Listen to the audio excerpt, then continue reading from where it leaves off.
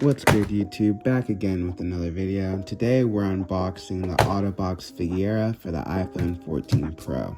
So let's get started. If you're in need of a new phone case because your current one's too bulky, consider checking this one out. My rating at the end of this video will be based off three things: aesthetics, feel, and price. This phone case might be an Apple exclusive.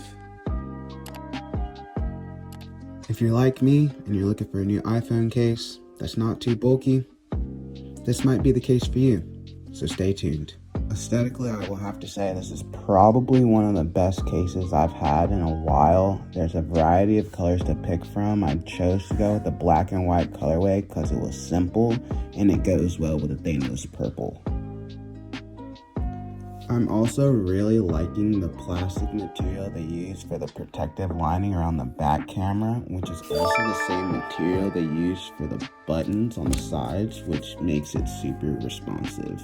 The Otterbox Figura runs about $50, which is kind of pricey for a phone case, but you are paying for the quality.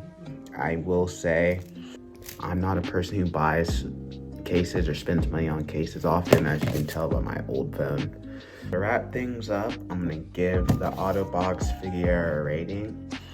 Based off the price, feel, and aesthetics, I'm going to go ahead and give it an 8.5 out of 10, solely because of the price range. The price range is just a little bit too high, but I can understand why the price is based off the material. So I definitely do approve, especially if you have the money to spend on it.